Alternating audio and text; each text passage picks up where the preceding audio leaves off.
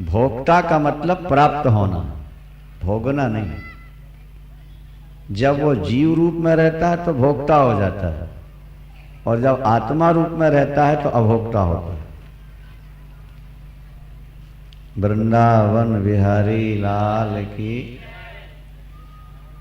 जैसे पावर जब तार के अंदर रहता है तो निष्क्रिय रहता है, और जब बल्ब में आ जाए, ट्यूबलाइट में, पंखे में आ जाए तो सक्रिय हो जाता है।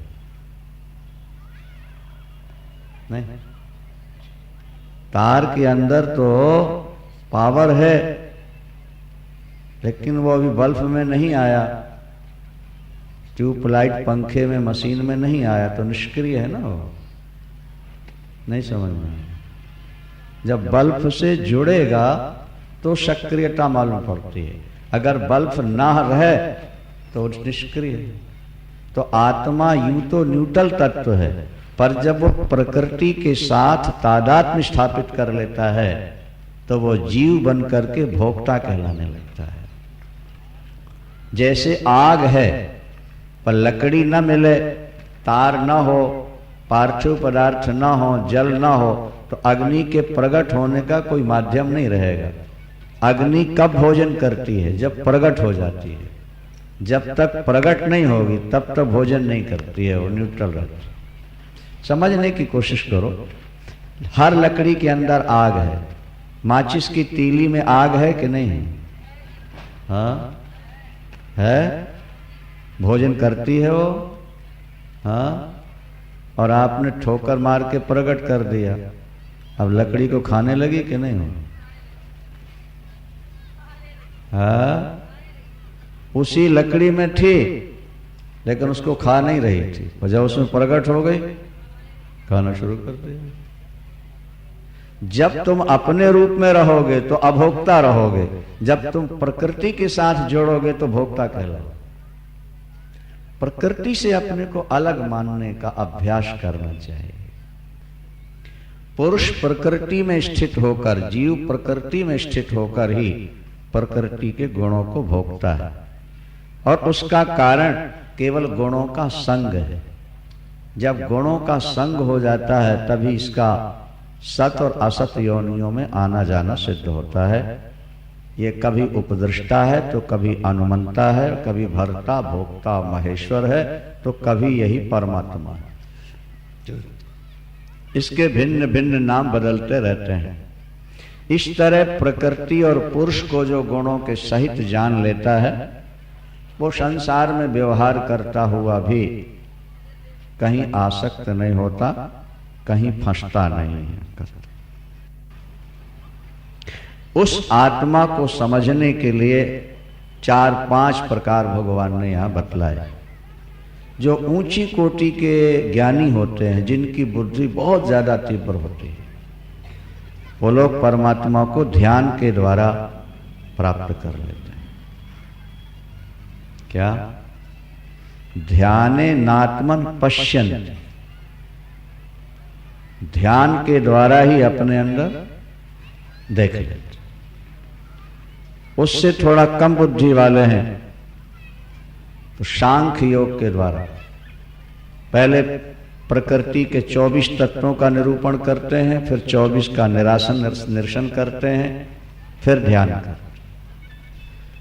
ज्ञानी की दृष्टि में, पूर्ण बुद्धिमान की दृष्टि में परमात्मा को छोड़कर और कुछ है ही नहीं।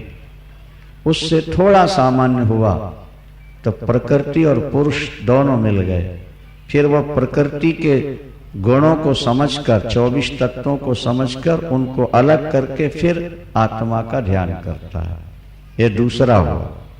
और तीसरा, बोले कुछ नहीं जानता, वो तो अपने गुरु से सुन लिया और जैसा सुन लिया वैसा मान लिया, उपासना करने लगा, उसका भी कल्याण हो जाता है।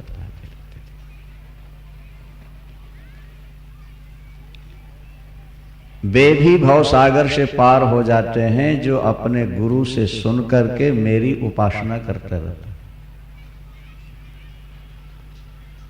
क्या? उच्च ज्ञानी जो है उसे किसी के सहारे की आवश्यकता नहीं पड़ती, वो अपने से अपने में अपने को ढूंढ लेता है ईश्वर को। उससे थोड़ा नीची कोटि में आने के बाद सांख्य योग है, और उससे नीचे आने के बाद उपासना योग है। बोलो वृंदावन। जड़ और चेतन के संयोग से ही संसार बनता है, संसार के समस्त पदार्थ बनते हैं। अर्जुन, ऐसा तुम निश्चय करके मान लो। ना तो केवल चेतन से सृष्टि हो सकती, ना केवल जड़ से सृष्टि हो सकती। जड़ और चेतन दोनों मिलकर ही संसार को बनाते।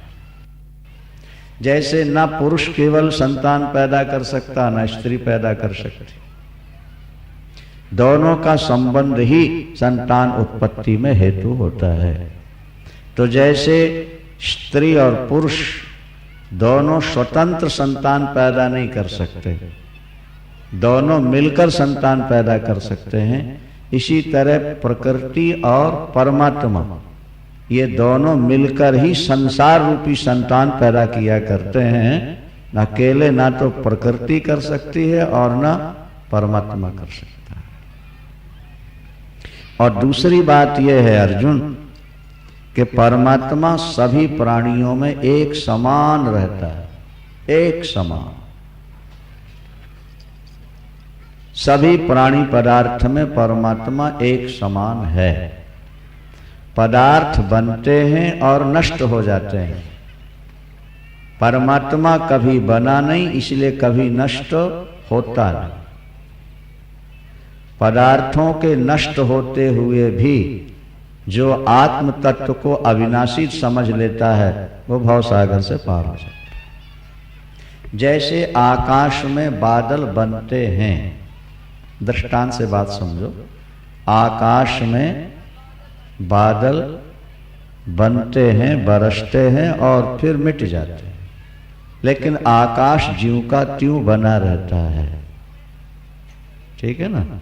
इसी तरह जो सुप्रीम पावर आत्म चेतन तत्व है, उसमें संसार बनता है, संसार के पदार्थ बनते हैं और बनने के बाद कुछ समय के वो नष्ट हो जाते हैं, लेकिन जिसमें बनते हैं वो ज्यों का त्यों रहते हैं। ईश्वर जो चेतन तत्व है ना, वो ज्यों का त्यों रहे। श्लोक देखो 27वें श्लोक में भगवान ने समम सर्वेषु भूतेषु तिष्ठन्तम परमेश्वर। सर्वेषु भूतेषु समम तिष्ठन्तम, परमात्मा सभी प्राणियों में एक समान निवास करता है।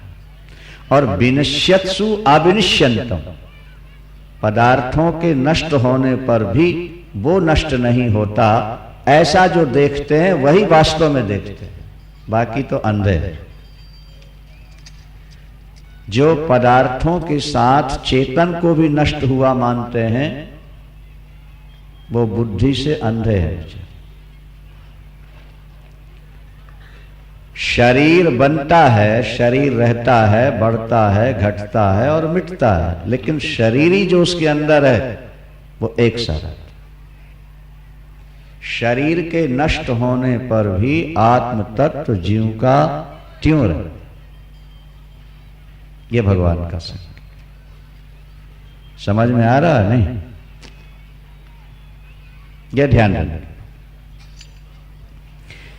जिसने परमात्मा को सब में एक समान देख लिया, चेतन आत्म तत्व को जिसने सब में एक समान देख लिया, उसने अपनी आत्मा की हत्या नहीं की। जो अपनी आत्मा को या परमात्मा को सब में नहीं देखता वो आत्महत्यारा। क्या किसी के टुकड़े टुकड़े कर देना हत्या हुई नहीं हुई? बोलो। तो जो एक चेतन तत्व है उसको टुकड़े टुकड़े अलग अलग शरीर में तुमने देखा तो हत्या कर दी नहीं की? हाँ?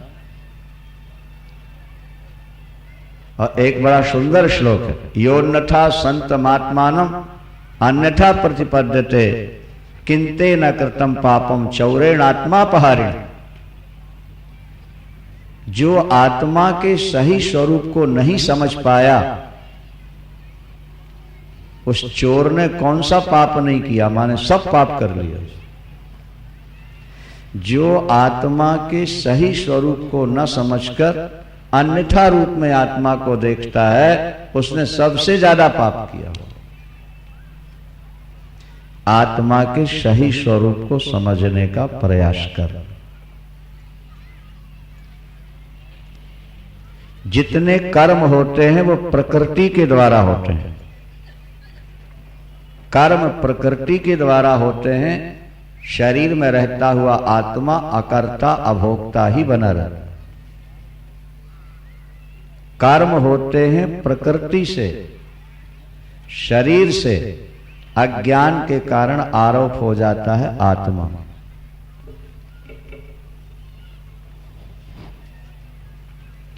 वृंदावन विहारी लाल की।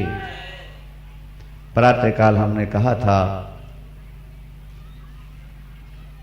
कि चुंबक मैग्नेट स्वयं न्यूट्रल रहता है, लेकिन समीप में आने वाले लोहे को हिला देता है।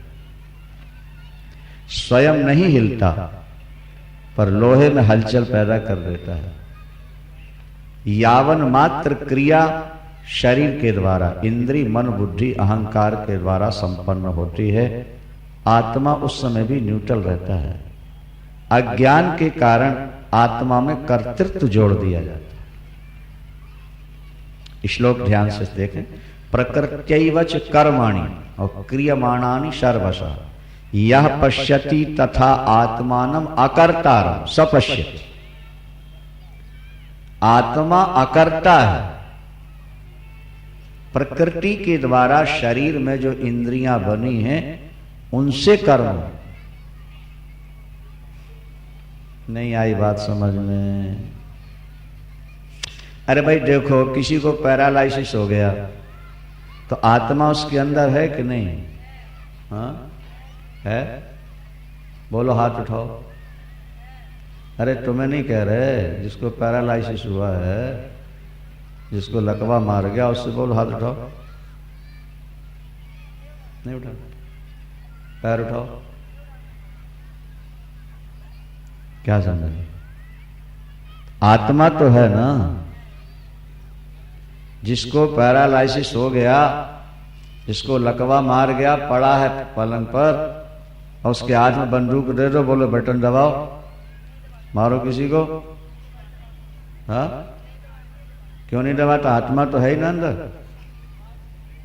हाँ बोले आत्मा तो कुछ करती नहीं, करने वाली जो इंद्रिय थी वो निष्क्रिय हो गई है, इसीलिए अब क्या करेगा?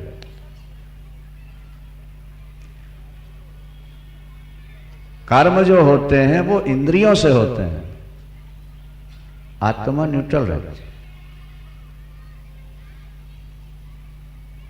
नहीं समझ में आता, समझने की कोशिश करो। अच्छा देखो, आंख रूप देखती है, ठीक है, ये तो समझ में आ जाएगा कि नहीं आएगा? आंख रूप देखती है, अंधेरे में देख लेगी? नहीं देखेगी, उजेले में देखती है, ठीक है ना? सूर्य का प्रकाश पाके नेत्र रूप देखते हैं। आपने किसी को गलत दृष्टि से देखा, हाँ दृष्टि से देखा ना? नहीं, दृष्टि से कब देखा? जब सूर्य का प्रकाश आपके नेत्रों से टकराया, रूप से टकराया, तब आपने आंखों से, और आपने गलत दृष्टि से देखा, तो पाप आंख वाले को लगेगा कि दिखाने वाले सूर्य को लगेगा? हाँ? और सूर्य प्रकाश ना देते तो फिर कैसे देखता? तो पाप सूरज को लगना चाहिए ना? ये देखो सब कहते हैं नहीं जी, नहीं जी। क्यों नहीं जी? बोले सूर्य ये थोड़ा कहता है गलत दृष्टि से देखो। सूर्य का काम है नेत्र को देखने की शक्ति दे देना, उसके बाद देखने वाला जैसा देखेगा वैसा फल भोगेगा। सूर्य तो न्यूट्रल रहता है, आत्मा भी सूर्य की तरह है, वो इंद्रियों को संचालित कर देती है। अब इंद्रियां सही चले गलत चले, आत्मा का उससे कोई संबंध नहीं हुआ, वो सूर्य की तरह न्यूट्रल रहता है।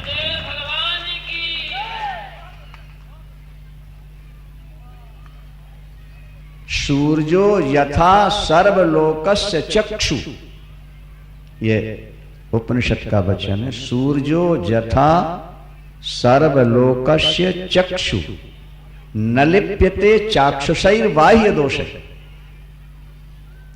यद्यपि सूर्य के प्रकाश के बिना नेत्र कुछ नहीं देख सकते, लेकिन नेत्र जो गलत देखते हैं उसका दोष सूर्य को नहीं लगता है, नेत्र वाले को लगता है। इसी तरह आत्मा के द्वारा मन बुद्धि इंद्रियां सक्रिय होती हैं, पर इनके द्वारा जो हो रहा है उसका आत्मा पर कोई असर नहीं पड़ा करता।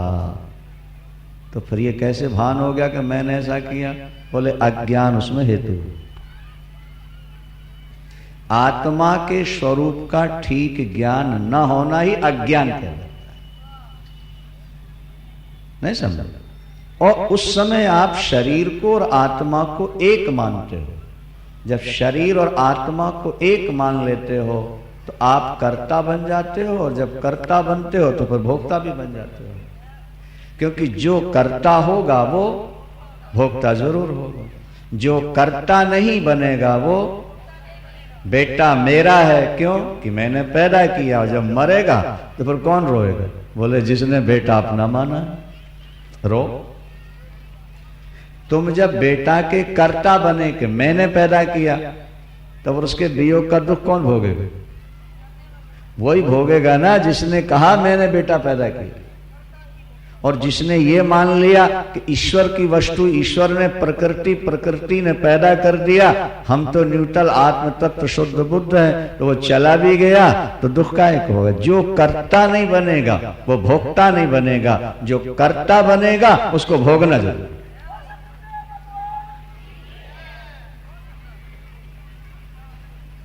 इसलिए भगवान कृष्ण कहते हैं कि कर्तृत्व के अभिमान से ऊपर उठो, क्योंकि कर्म सारे प्रकृति के द्वारा होते। व्यक्ति जब पागल हो गया, अब बुद्धि अनबैलेंस हो गई, आत्मा तो है लेकिन अब वो कुछ कर नहीं सकता। क्यों? बोले आत्मा तो न्यूट्रल है, वो तो कुछ करती नहीं। करने वाली जो इंद्रियां थी, निर्णय देने वाली जो बुद्धि थी, जब वही निर्णय नहीं दे पा रही तो इंद्रियां क्या करेंगी? आत्मा है, पूर्ण है। ये देखो, प्रकृत्यैवच कर्माणि क्रियमाणानि सर्वश या पश्यति तथात्मानो अकर्तारं स पश्यति। वही वास्तव में देखता है जो आत्मा को अकर्ता रूप में मानता है।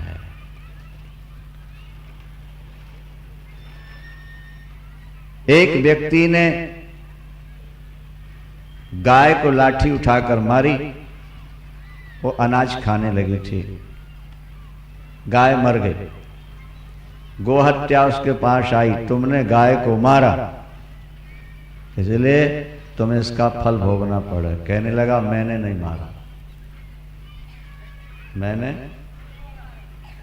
क्यों? बोले आत्मा तो मारती नहीं किसी को। फिर किसने मारा? बोले हाथ के देवता इंद्र है, इंद्र ने सहयोग दिया होगा, लाठी उठी होगी, मार। गोहत्या गई इंद्र के पास, बोले अमुक व्यक्ति के हाथों से तुमने गोहत्या की है, क्योंकि हाथों के देवता इंद्र होते हैं, पैरों के देवता विष्णु होते हैं। इसलिए लोग लोगों के चरणों में माथा टेकते हैं, माने भगवान को प्रणाम करते हैं।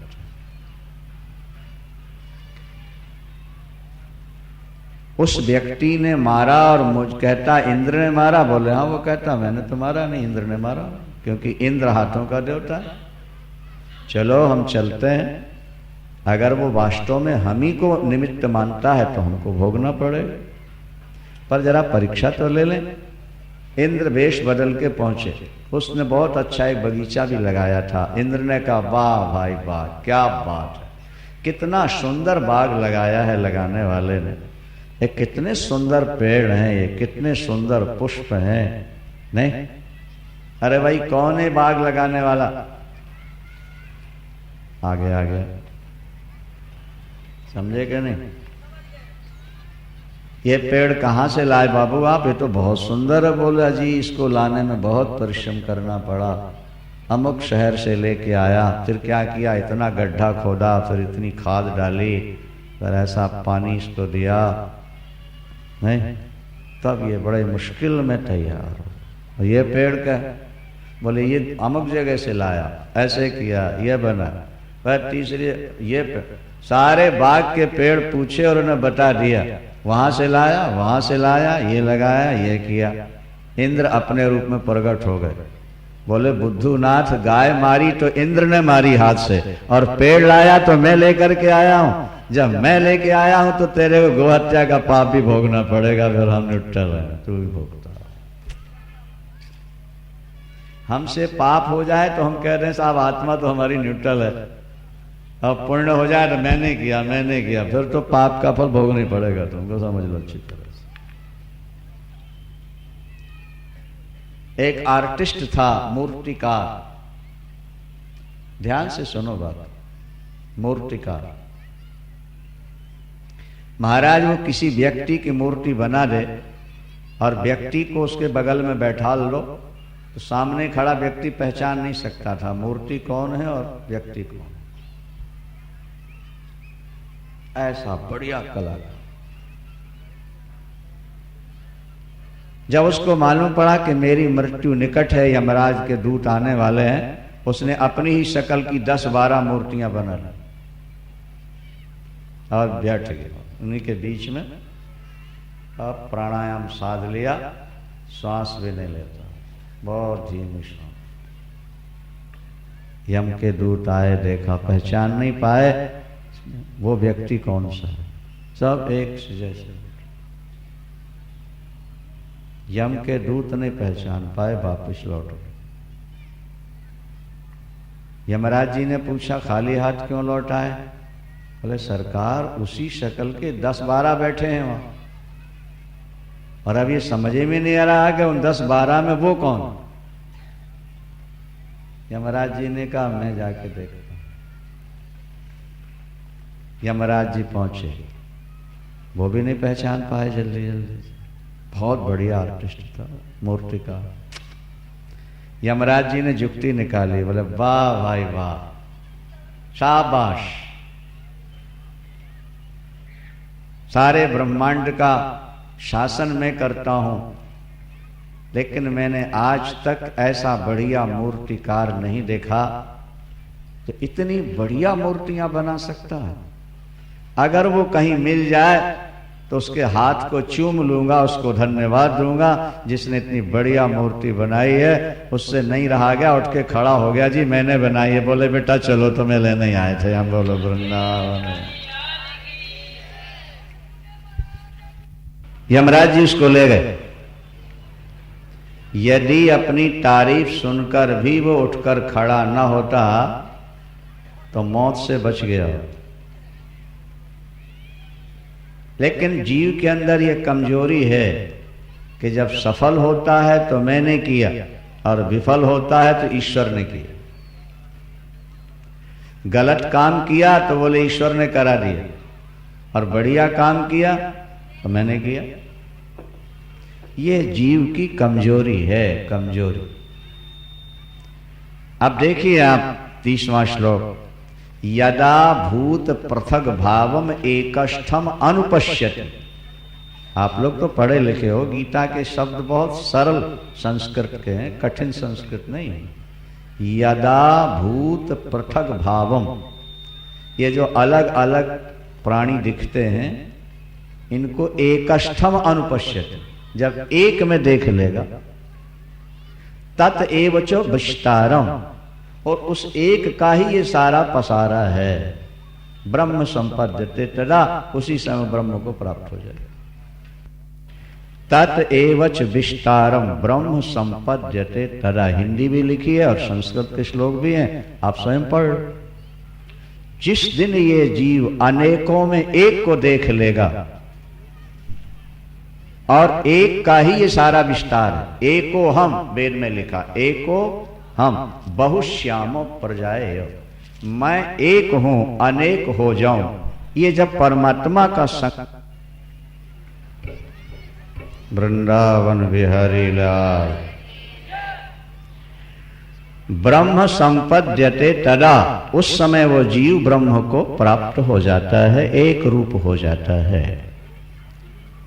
ये शरीर में जो जीव है, ये असली रूप क्या है? बोले परमात्मा ही तो है।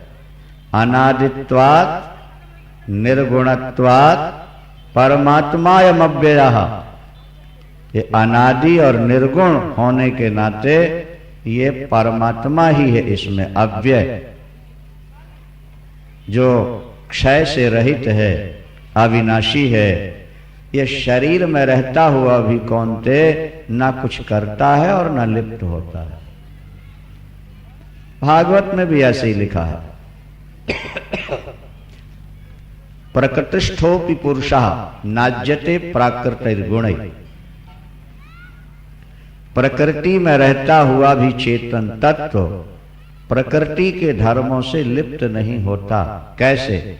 जैसे सूर्य का प्रतिबिंब जल में पड़ता है पर वो गीला नहीं होता। सूर्य का प्रतिबिंब जल के अंदर दिखा, वो गीला नहीं होता। जल हिलाओ तो हलसा था दिखता है, पर मूल हिलता विलता नहीं है। इसी तरह प्रकृति की हलचल में आत्मा की हलचल सी नजर आती है, लेकिन आत्मा हमेशा न्यूट्रल ही रहा। ना करोति ना लिप्यते, ना करोति न लिप्यते, ना तो वो कर्म करती है और नहीं लिपायमान होती है। जब शरीर में आत्मा है तो शरीर के धर्मों में फंसती क्यों नहीं?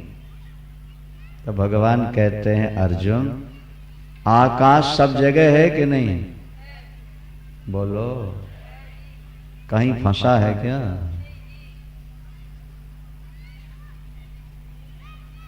आकाश व्यापक है, सब में है, सारी क्रियाएं आकाश के अंदर ही हो रही हैं। आग जलती है तो आकाश में, आकाश ही है ना। आकाश जलता है आग से। हवा कहां चल रही है? आकाश। आकाश सूखता है। पानी कहां बरसा? आकाश में। गीला हुआ। तलवार कहां चली? बम कहां फटे? आकाश में। क्या आकाश फटता है? नैनम छिंदन्ति शस्त्राणि नैनम दहति पावका। ये दूसरे अध्याय में गीता के बोल चुके। जैसे आकाश सूक्ष्म है, सर्वगत व्यापक है, वो कहीं फंसता नहीं, आसक्त होता नहीं। इसी तरह आत्मा भी व्यापक है, उसके अंदर ही सारी क्रियाएं हो रही हैं, लेकिन वो किसी में भी आसक्त नहीं होता। क्या? तथा आत्मा नोपलिप्यते। अच्छा, वो एक ही होकर के, आत्मा एक ही तत्व होकर के सबको चेतना कैसे दे रहा? बोले जैसे एक ही सूर्य सबकी आंखों को ज्योति दे रहा है। यथा प्रकाशयत्येका कृत्स्नम लोकमिमं रवि। एकः, सूर्य एक है और नेत्र अनेक है। मनुष्यों के, पशु के, पक्षियों के नेत्र सबके हैं ना भाई। और सबको ज्योति देने वाला कौन? सूर्य। तो जैसे एक सूर्य सबके नेत्रों को देखने की शक्ति देता है, इसी तरह एक ही परमात्मा सबके अंदर जीव बन करके सारे शरीरों को चेतना, हलचल, क्रिया देता रहता है।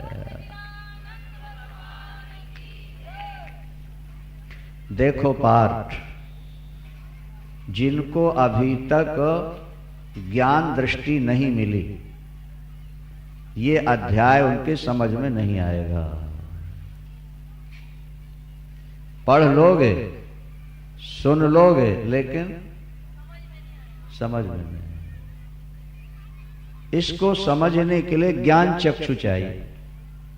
जैसे विराट रूप देखने के लिए भगवान ने दिव्य दृष्टि दी थी, इसी तरह गुरु कृपा से, शास्त्र कृपा से, ईश्वर कृपा से जब तुम्हारे ज्ञान नेत्र खुल जाएंगे तो यह बात बिल्कुल साफ साफ दिखाई देने लगेगी कि आत्मा शरीर से अलग है, भिन्न है, निट्टल है। श्लोक देखो आप। क्षेत्र क्षेत्रज्ञयो रेवम अंतरम ज्ञान चक्षुषा। क्षेत्र और क्षेत्रज्ञ का जो अंतर है, विभाग है, वो कब समझ में आएगा? ज्ञान चक्षुषा, जब तुम्हारी ज्ञान दृष्टि खुल जाए।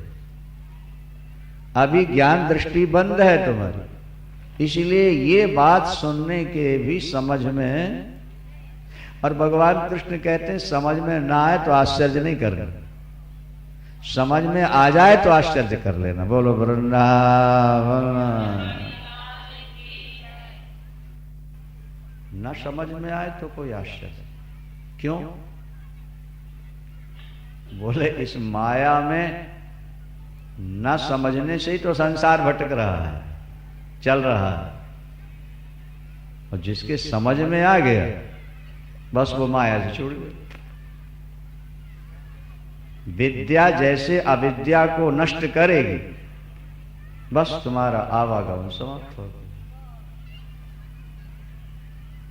इसका समझ लेना आश्चर्य है, न समझना आश्चर्य नहीं। तुम कहोगे बड़ा आश्चर्य है, गुरुजी ने बड़ी सुंदर व्याख्या की, लेकिन हमारे समझ में कुछ नहीं। बोले बड़ा आश्चर्य नहीं तो छोटा आश्चर्य। हाँ, गुरुजी ने 13वें अध्याय की व्याख्या की और आत्मा का पूर्ण बोध हो गया। बोले आश्चर्य की बात, ये आश्चर्य। क्षेत्र क्षेत्रज्ञयोरेवं अंतरम ज्ञान चक्षुषा भूत प्रकृति मोक्षम चये विदुरयान्ति पर।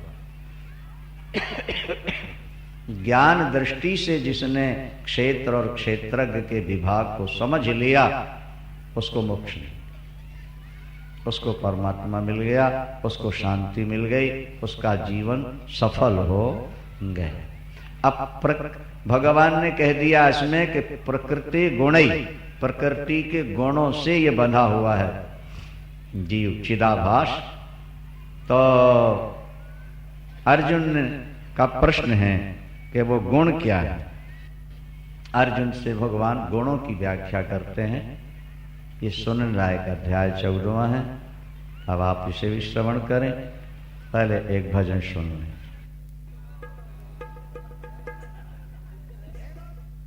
शिव पुराण में एक बात लिखी है, काशी में मरो तो मुक्ति हो जाती है, लेकिन काशी में न रह सको, न मर सको तो मुक्ति चाहिए। कैसे होगी? बोले जो काशी वास करना चाहता हो उसके खाने पीने की व्यवस्था करो, वो काशी में मर के मुक्त होगा, तुम अपने घर में मरोगे तो मुक्त हो जाओगे। बोलो वृंदावन। ये लिखा शिव पुराण। आप अपने घर में शरीर छोड़ के मुक्त हो जाओ अगर आपकी रोटी खा के कोई काशी में समाप्त होता है। तो गंगा तट पर अगर आपके बनाए कमरे में, आपकी दी हुई भूमि में या आपके बनाए हॉल में दूसरे लोग भजन करेंगे, क्या उसका फल आपको मिलेगा कि नहीं मिलेगा? जगन्नाथपुरी में एक संत थे, बड़े फक्कड़ संत, मस्त रहते थे।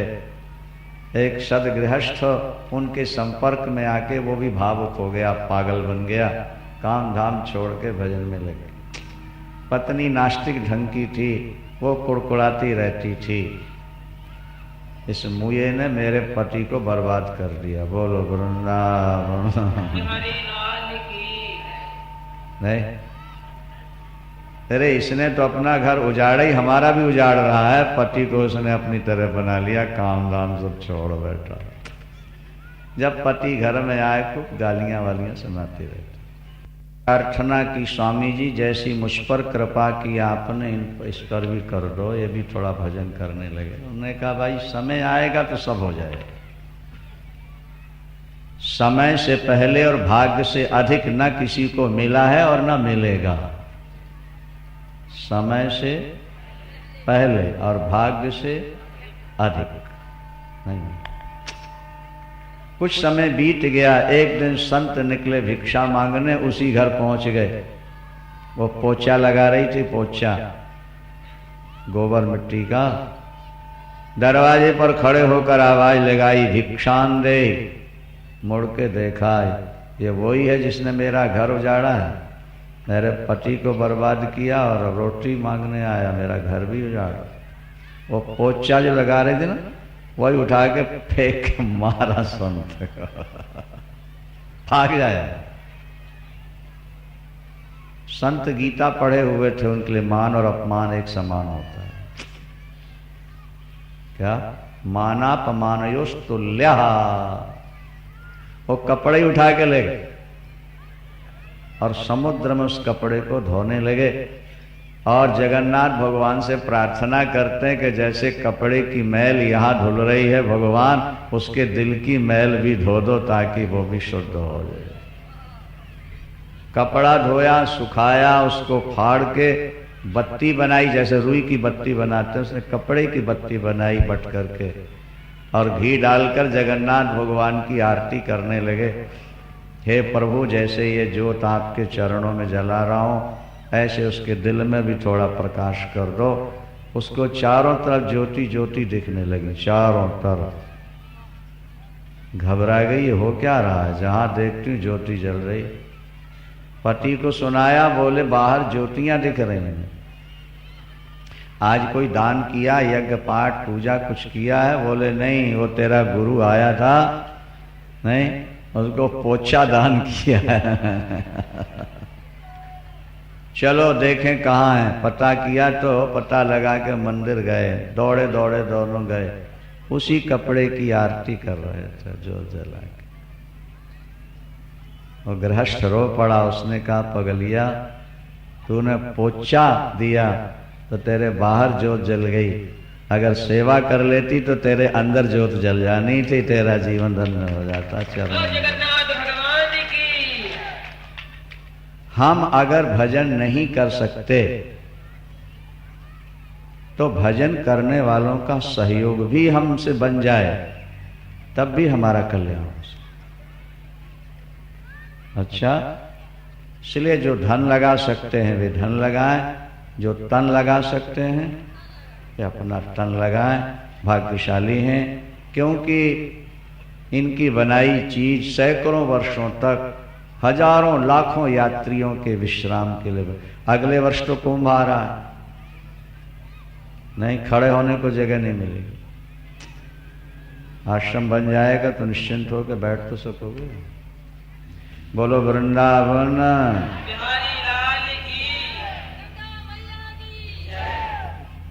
इसलिए सोच लो देवियों, अपने पतियों को जरा खटखटाओ। तुम्हारे दिल में तो भाव रहता है, ये श्रीमान लोग थोड़ा ज़्यादा पैसे पकड़ के रखते हैं, तुम खटखटाओगी तो शायद इनके दिल में गुदगुदी हो, ये भी कुछ करें कराएं। अच्छा, तो भाई अपना टाइम देना, और जो दान करना चाहें वे दान भी कर सकते हैं। अब 14वें अध्याय की व्याख्या सुनिए, बड़ी सुंदर है, ये समझ में आ जाएगी सरलता से। बांके बिहारी